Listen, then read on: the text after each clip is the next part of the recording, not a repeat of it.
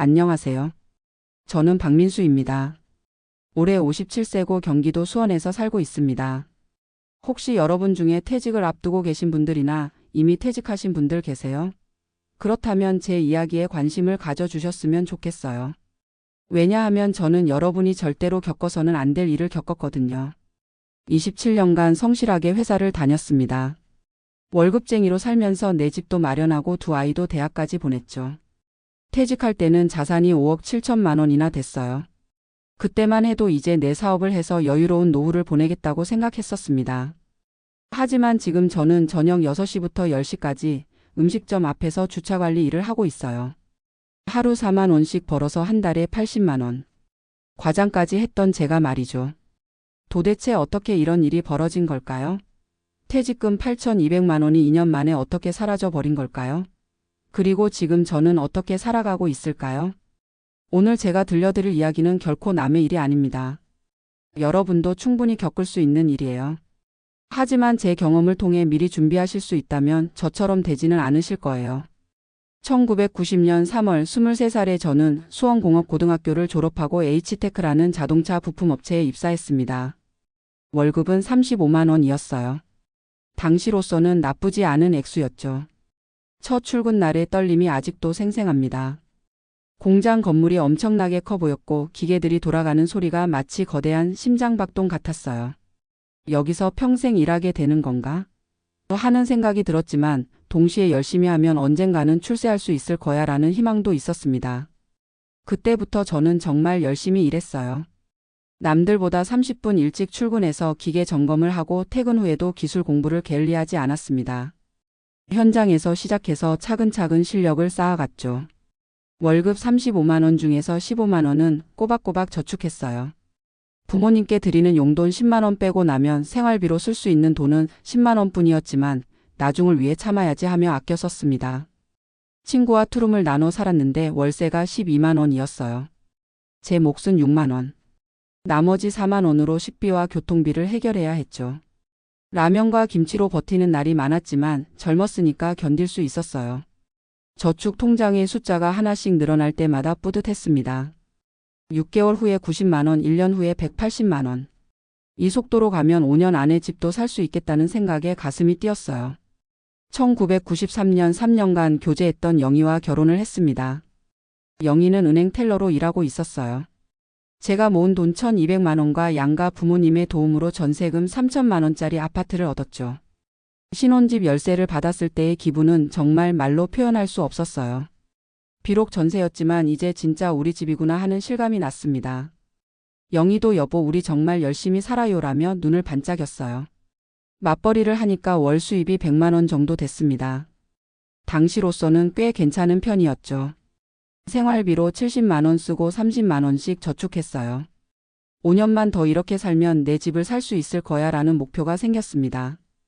영희는 정말 알뜰한 아내였어요. 가계부를 꼼꼼히 써가며 살림을 꾸렸고 제가 회사에서 힘든 일이 있으면 따뜻하게 위로해줬습니다. 당신은 다른 사람들보다 성실하니까 분명 성공할 거예요 라는 말이 큰 힘이 됐어요. 회사에서도 인정받기 시작했습니다. 1994년에 주임으로 승진했고 월급도 42만 원으로 올랐어요. 이대로 가면 괜찮겠다 싶었는데 1995년에 큰 변화가 생겼습니다. 첫째 성준이가 태어난 거예요. 영희가 산후조리를 위해 직장을 그만두게 되면서 갑자기 외벌이가 됐습니다. 월급은 45만 원으로 올랐지만 육아비와 생활비가 크게 늘어났어요. 기저 기간만 해도 한 달에 8만 원. 분유값 5만 원에 각종 육아용품까지 사면 추가로 20만 원 정도 더 들었습니다. 저축액은 월 20만 원으로 줄어들었지만 아이를 위해서는 어쩔 수 없지 하며 받아들였어요. 성준이를 처음 안았을 때의 감동은 아직도 잊을 수 없습니다.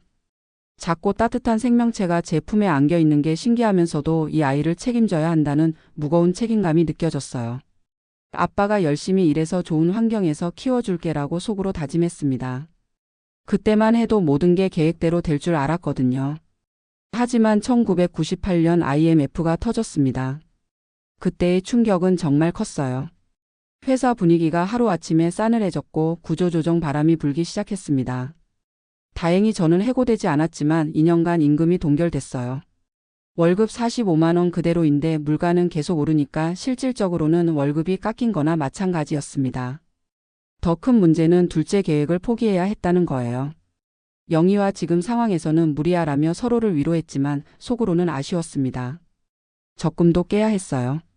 그동안 모은 800만 원 중 300만 원을 생활비에 보탰습니다.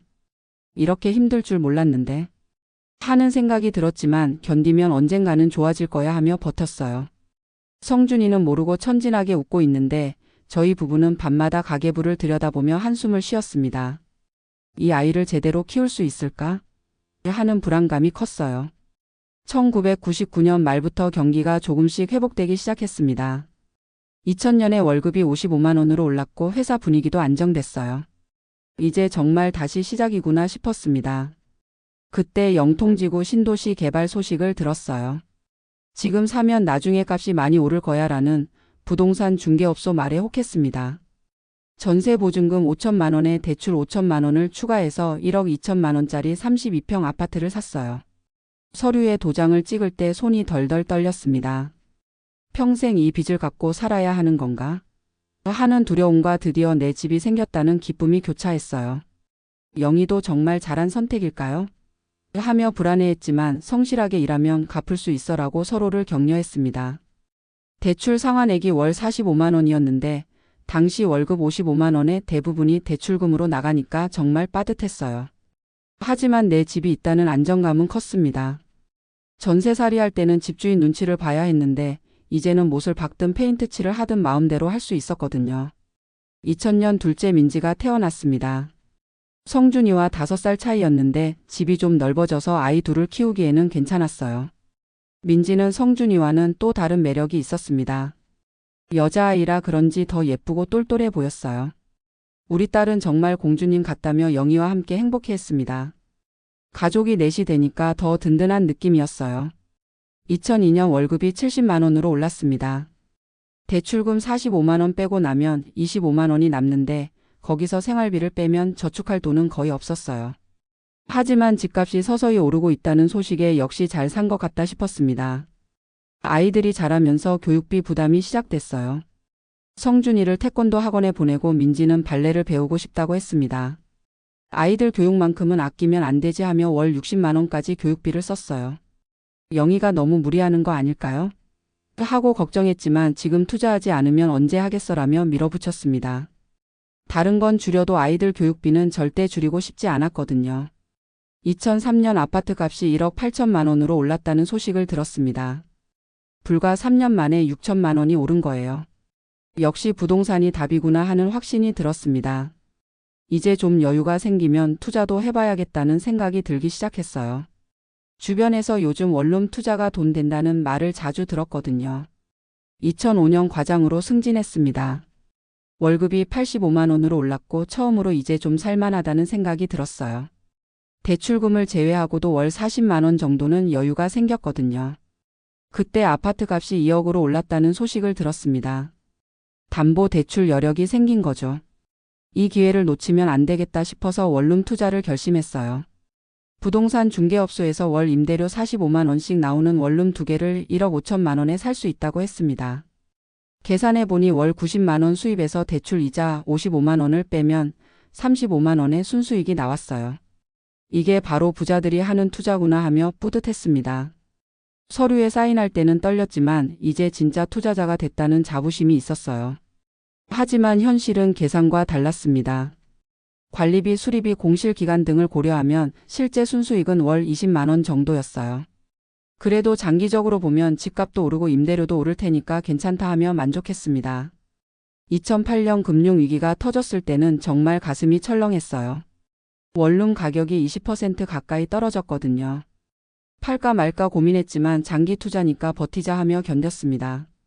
다행히 회사는 안정적이었고 월급도 꾸준히 올랐어요. 2010년 과장으로 승진하면서 월급이 420만 원이 됐습니다. 이제야 중산층다운 생활을 하는 것 같다 싶었어요.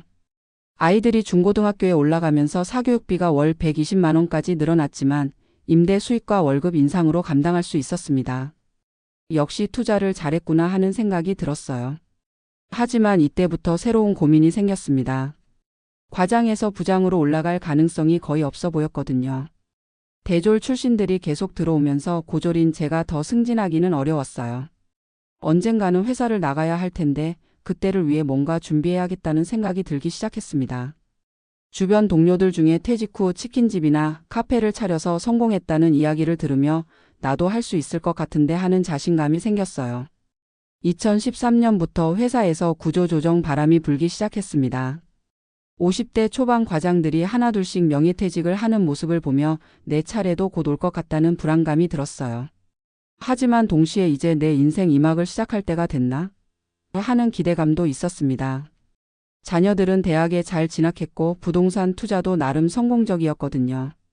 성준이 사립대 4년 등록금 4천만 원, 민지 간호학과 4년 6천만 원으로 총 1억 원이 들었지만 그동안 모은 돈으로 대출 없이 해결할 수 있었어요. 자식 교육은 최고의 투자라고 생각했거든요. 2015년부터 본격적으로 명예퇴직 권유를 받기 시작했습니다. 직접적으로 말하지는 않았지만 분위기상 50대 중반까지는 버틸 수 있겠지만 그 이유는 어렵다는 걸 알 수 있었어요. 월급은 550만 원까지 올랐지만 더 이상의 승진은 기대하기 어려웠습니다.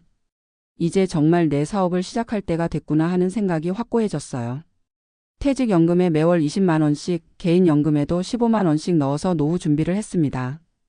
보유 자산도 크게 늘어서 아파트 3억, 원룸 2개 각각 1억 8천만 원씩으로 총 6억 6천만 원이 됐어요.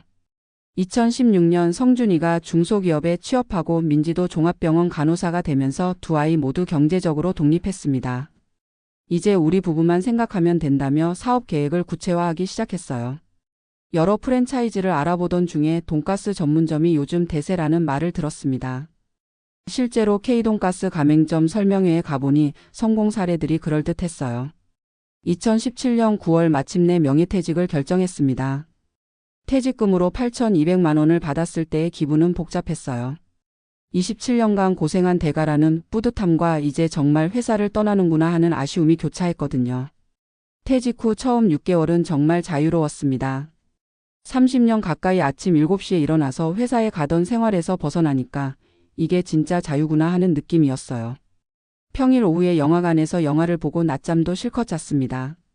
영희와 함께 평일 오후 백화점을 구경 다니는 것도 새로웠어요. 이렇게 사는 것도 나쁘지 않네 싶었습니다. 하지만 3개월 정도 지나니까 이렇게 놀고만 있으면 안 되겠다는 생각이 들었어요. 특별히 할 일이 없으니까 하루가 너무 길고 지루했거든요. 여러 프랜차이즈를 알아보던 중에 K돈가스 가맹점 설명회에 참석했습니다. 가맹점 개발팀 정대리라는 30대 직원이 발표를 했는데 정말 그럴듯했어요. 월 매출 3천만 원, 순이익 700만 원 보장이라는 사업계획서를 보여주며 요즘 돈가스가 대세입니다. 특히 저희 K돈가스는 특제 소스로 차별화에 성공했어요 라고 설명했습니다. 입지도 수원역 근처 상권이라 나쁘지 않았어요. 유동인구도 많고 학원과도 가까워서 학생 고객들을 기대할 수 있었거든요. 가맹비 2천만 원, 인테리어비 4천만 원, 보증금과 운영자금까지 합쳐서 총 8천만 원이면 시작할 수 있습니다. 라는 말에 퇴직금으로 충분하네 싶었어요.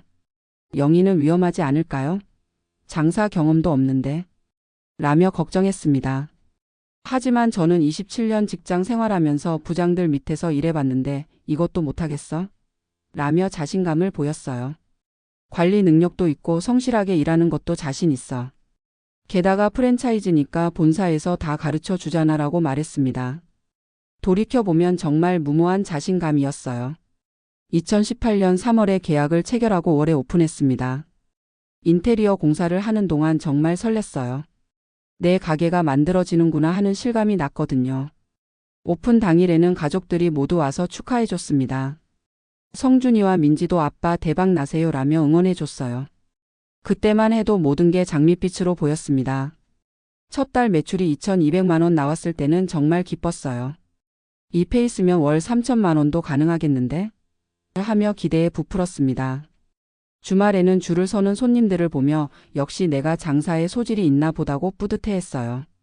아침 6시에 나가서 재료를 준비하고 밤 10시에 문을 닫을 때까지 16시간을 일했지만 전혀 힘들지 않았습니다. 이게 내 가게구나 하는 자부심이 모든 피로를 잊게 해줬거든요. 첫 달 순이익이 650만 원 정도 나와서 설명회에서 말한 700만 원보다는 조금 적지만 이 정도면 대성공이지 하며 만족했어요. 하지만 2개월째부터 조금씩 이상한 징조가 보이기 시작했습니다. 매출이 조금씩 줄어들기 시작한 거예요. 7월에 2천만 원, 8월에 1,800만 원. 여름이라 그런가? 아니면 초기 이벤트 효과가 떨어진 건가? 하며 대수롭지 않게 생각했습니다. 하지만 9월에도 1,600만 원으로 더 떨어지자 불안해지기 시작했어요. 더 큰 충격은 10월에 있었습니다. 300m 떨어진 곳에 일식 돈가스 전문점이 오픈한 거예요. 어떻게 이렇게 가까운 곳에 같은 업종이 들어올 수 있지? 하며 허탈했습니다. 그 다음 달에는 반대편에 치킨앤드 돈가스 복합점이 오픈했어요. 이게 뭔 일이야? 하며 당황했습니다. 단골 손님들이 하나둘씩 줄어들기 시작했거든요. 11월 매출은 1,400만 원으로 떨어졌습니다. 임대료 280만 원, 인건비 180만 원, 재료비와 기타 비용까지 합치면 월 고정비가 550만 원인데 총 지출이 720만 원이니까 매월 200만 원씩 적자가 나기 시작했어요. 한 달, 두 달 정도는 버틸 수 있어. 곧 좋아질 거야 라고 스스로를 위로했지만 속으로는 이게 정말 괜찮을까? 하는 의구심이 들었습니다. 영희도 가게를 도우면서 상황의 심각성을 느끼고 있었어요. 여보, 손님이 예전만 못해요. 경쟁업체가 너무 많이 생겼어요 라며 걱정했습니다. 2019년 들어서는 상황이 더욱 악화됐어요. 3월 매출이 1,200만 원까지 떨어졌거든요. 반경 500m 내에 비슷한 업종 음식점이 5개나 생기면서 고객이 완전히 분산된 거였습니다. 이럴 줄 알았으면 상권 분석을 더 철저히 할 걸. 하며 후회했지만 이미 늦었어요. 매월 300만 원씩 적자가 나니까 그동안 모아둔 예비자금 3천만 원도 10개월 만에 바닥났습니다. 2020년 초에는 코로나까지 터졌어요. 정부의 사회적 거리두기 조치로 매출이 더욱 급감했습니다. 3월부터는 월 매출이 700만 원까지 떨어졌어요. 고정비는 그대로인데 매출이 절반 이하로 떨어지니까 어쩔 도리가 없었습니다. 이제 정말 어떻게 하지? 하며 절망감에 빠졌어요. 밤에 혼자 가게에 앉아서 27년 모은 돈이 2년 만에 다 날아가다니. 하며 눈물이 났습니다. 원래 계획대로라면 지금쯤 월 700만 원씩 벌어서 연간 8천만 원 순이익으로 여유로운 노후를 보내고 있어야 했는데 현실은 정반대였어요. 영희도 여보 이제 정말 어떻게 하죠? 하며 절망적인 표정을 지었습니다. 그동안 제 결정을 믿고 따라준 아내에게 정말 미안했어요. 2020년 8월 더 이상 버틸 수 없어서 가게를 정리하기로 결정했습니다. 총 1억 2천만 원을 투자했지만 권리금은커녕 보증금 2천만 원도 제대로 받지 못했어요. 장비나 인테리어 설비를 팔아서 1,500만 원 정도 건졌지만 실질적으로 1억 원 가까이 손실을 본 셈이었습니다. 퇴직금 8,200만 원이 완전히 날아간 거죠. 가게 문을 마지막으로 닫을 때의 기분은 정말 말로 표현할 수 없었어요. 내 꿈이었는데. 하며 한참을 서 있었습니다. 그 무겁고 차가운 셔터를 내리는 순간 제 인생도 함께 무너지는 것 같았어요. 집에 돌아와서 영희에게 미안하다는 말밖에 할 수 없었습니다. 영희는 괜찮아요. 우리 다시 시작해요라고 말했지만 눈물을 참고 있는 게 보였어요. 한동안 우울증에 시달렸습니다. 집에서 멍하니 앉아만 있고 아무것도 하기 싫었어요. 내가 이렇게 무능한 사람이었나? 하며 자책하는 날이 계속됐습니다. 영희는 그런 저를 보다 못해서 마트 계산원으로 취업했어요. 집에서 놀고 있을 수는 없잖아요 라며 월 110만 원이라도 벌어서 가게에 보탬이 되려고 했습니다. 아내가 일하러 나가는 모습을 보면서 정말 부끄러웠어요. 내가 남편으로서 가장으로서 자격이 있나? 하는 생각이 들었거든요. 재취업을 시도해봤지만 55세라는 나이가 어디서나 걸림돌이었습니다. 죄송합니다. 저희는 40대까지만. 경력은 좋으신데 나이가. 면접관들의 말은 모두 비슷했어요. 생산관리 경험을 살려서 제조업체에 지원했지만 요즘은 다 컴퓨터로 하는데 따라오실 수 있겠어요? 라는 질문에 답이 막혔습니다. 27년간 현장에서 일했지만 새로운 시스템에 대해서는 문외한이었거든요. 편의점 야간 알바에 지원했을 때는 더 충격적이었어요. 사장님, 과장까지 하신 분이 여기서 일하시겠어요? 나중에 더 좋은 자리 생기면 바로 그만두실 거 아니에요? 라는 말을 들었습니다. 아니에요. 정말 필요해서 지원한 거예요 라고 간절히 말했지만 결국 떨어졌어요. 3개월간 20군데 넘게 지원했지만 모두 불합격 통지만 받았습니다. 내가 이렇게 쓸모없는 사람이었나? 하며 자괴감에 빠졌어요. 27년간 성실하게 일했던 경력이 아무 소용없다는 현실이 너무 잔혹했습니다. 2021년 초 지인의 소개로 주차관리 알바 자리를 소개받았어요. 처음에는 내가 그런 일을? 하며 망설였지만 선택의 여지가 없었습니다. 저녁 6시부터 10시까지 4시간 근무로 하루 4만 원. 주 5일 일하면 월 80만 원을 벌 수 있었어요. 그래도 집에서 놀고 있는 것보다는 낫지 하며 마음을 다잡았습니다. 첫 출근날 주차관리요원이라고 쓰인 형광조끼를 입을 때의 기분은 정말 복잡했어요. 과장에서 주차관리 알바로 하며 한숨이 나왔지만 지금은 이게 내 일이야 하며 받아들였습니다. 어서 오세요. 주차는 저쪽으로 해주세요. 손님들을 안내하는 목소리에는 억지로 짜낸 밝음이 배어 있었어요. 처음에는 어색했지만 점점 익숙해졌습니다. 가장 곤혹스러운 건 옛 직장 동료들을 마주칠 때였어요. 민수야. 여기서 뭐해? 라고 물으면 그냥 친구 가게 좀 도와주는 거야 라고 둘러댔습니다. 하지만 형광조끼를 입고 있으니까 뻔히 보이죠. 어색한 웃음을 지으며 헤어질 때마다 내가 이렇게 초라해졌구나 하는 생각이 들었어요. 4시간 동안 서 있으면 다리도 아프고 허리도 아팠습니다. 특히 비 오는 날에는 우산을 쓰고 서 있어야 하는데 정말 힘들었어요. 하지만 하루 4만 원이라도 벌어야 생활이 되니까 악착같이 버텼습니다. 과장까지 했던 내가 지금 뭘 하고 있는 거지? 하는 생각이 들 때마다 그래도 정직하게 일해서 버는 돈이야 하며 스스로를 위로했어요. 다행히 원룸 2개에서 나오는 임대료 130만 원이 있어서 생활이 가능했습니다. 아내 마트 급여 110만 원과 제 알바비 80만 원을 합치면 월 220만 원 정도 수입이 됐거든요. 월 지출이 220만 원 정도니까 간신히 수지를 맞출 수 있었어요. 하지만 여유는 전혀 없었습니다. 의료비가 월 35만 원씩 나가는 것도 부담이었어요. 50대 중반이 되니까 몸에서 이상 신호가 오기 시작했거든요. 고혈압 진단을 받았고 당뇨 초기라는 말도 들었습니다. 스트레스 때문인 것 같다는 의사 말에 그럴 만도 하지 싶었어요. 약값만 해도 월 15만 원, 정기검진비 20만 원까지 합치면 꽤 큰 부담이었습니다. 건강까지 잃으면 정말 끝이다 싶어서 의료비만큼은 아끼지 않으려고 했어요. 2022년부터는 60세가 되면서 국민연금을 조기 수령하기 시작했습니다. 월 25만 원이었는데 정상 수령보다 30% 깎인 금액이었어요. 65세까지 기다리면 더 많이 받을 수 있지만 지금 당장 필요하니까 하며 조기 수령을 선택했습니다. 그래도 월 25만 원이라도 추가 수입이 생기니까 조금은 숨통이 트였어요. 현재 월 수입이 총 245만 원입니다. 아내 마트 급여 110만 원, 원룸 임대료 130만 원, 제 알바비 80만 원, 국민연금 25만 원을 합친 금액이에요. 월 지출은 220만 원 정도입니다. 생활비 120만 원, 의료비 35만 원, 원룸 대출 이자 30만 원, 관리비와 세금 25만 원, 기타 10만 원 정도 써요. 간신히 월 25만 원 정도 흑자가 나지만 여유는 전혀 없습니다. 갑자기 큰 돈이 들어갈 일이 생기면 바로 적자로 돌아서거든요.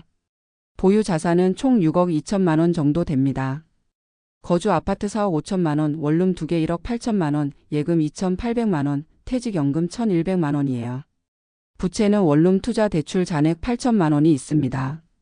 원금을 월 60만 원씩 상환하고 있는데 앞으로 11년 정도 더 갚아야 해요. 순자산으로 치면 5억 4천만 원 정도 되니까 그래도 최악은 아니다 싶지만 현금 흐름은 빠듯합니다. 임대료에 의존하고 있는 상황이라 공실이 생기면 바로 위험해져요. 가끔 집을 팔아서 전세로 이사 가면 어떨까 하는 생각도 해봅니다. 하지만 전세 사기도 많고 집값이 떨어질 수도 있으니까 섣불리 결정하기 어려워요. 자녀들에게는 우리 일은 우리가 알아서 할 테니까 너희는 신경 쓰지 말라고 말합니다. 하지만 속으로는 나 때문에 아이들한테 패 끼치면 어떡하지? 하는 걱정이 앞서죠. 성준이는 월급 280만 원으로 자취하며 살고 있고 민지는 간호사로 월 320만 원 받으며 3교대 근무를 하고 있어요. 둘 다 경제적으로 독립해서 다행이지만 결혼 자금이나 주택 구입 자금을 도와줄 여력은 없습니다. 가끔 성준이가 아버지 괜찮으세요? 라고 안부를 물으면 아빠는 괜찮다. 너나 열심히 해라고 답하지만 정말 괜찮지 않아요. 65세까지 주차관리 일을 계속할 수 있을지도 의문입니다. 체력이 예전 같지 않거든요. 4시간 서 있는 것만 해도 다음날 온몸이 쑤시고 아파요. 70세까지 일할 수 있을까? 하는 걱정이 들 때가 많습니다.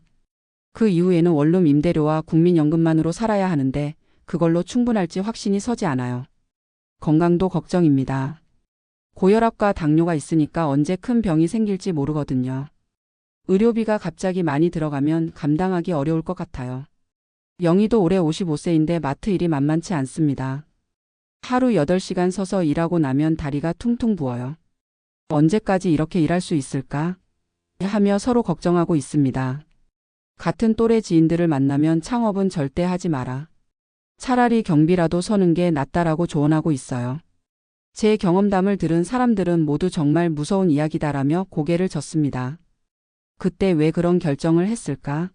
하며 후회할 때가 많지만 이미 지나간 일이니까 어쩔 수 없어요. 지금은 현실을 받아들이고 최선을 다해 살아가려고 합니다.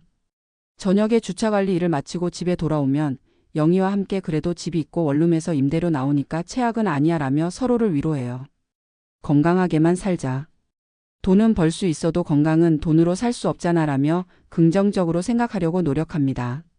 하지만 가끔 밤에 잠들기 전에 앞으로 어떻게 살아가지? 하는 막막함이 몰려와요. 젊은 분들에게 꼭 하고 싶은 말이 있습니다. 퇴직 후 창업은 정말 신중하게 생각하세요. 특히 퇴직금 전액을 사업 자금으로 쓰는 건 절대 금물이에요. 저처럼 되지 않으려면 최소 생활비 10년치는 별도로 확보한 상태에서만 창업을 시도하세요. 그리고 작은 규모로 시작해서 단계적으로 키워나가는 게 안전합니다. 무엇보다 건강이 가장 중요해요. 돈을 잃어도 건강하면 다시 시작할 수 있지만 건강을 잃으면 정말 끝이거든요. 젊을 때부터 건강 관리를 소홀히 하지 마세요. 그리고 가족의 소중함을 깨달았어요. 영희가 마트에서 일해주고 아이들이 경제적으로 독립해서 짐이 되지 않는 것만으로도 정말 감사합니다. 돈보다 중요한 게 가족이라는 걸 뼈저리게 느꼈어요. 노후 준비는 일찍 시작할수록 좋습니다. 저는 원룸 투자를 했던 게 그나마 다행이에요. 만약 그것도 없었다면 지금 어떻게 살고 있을지 상상하기 어려워요. 연금, 임대소득, 이자소득 등 여러 수입원을 미리 만들어 놓으세요. 한 가지에만 의존하면 위험합니다. 저도 다양한 수입원이 있어서 지금이라도 버티고 있는 거거든요. 마지막으로 실패했다고 해서 포기하지 마세요. 저도 처음에는 절망했지만 지금은 주어진 현실에서 최선을 다하려고 합니다. 인생은 끝날 때까지 끝난 게 아니니까요. 비록 과장해서 주차관리 알바가 됐지만 정직하게 일해서 버는 돈의 소중함을 알게 됐어요.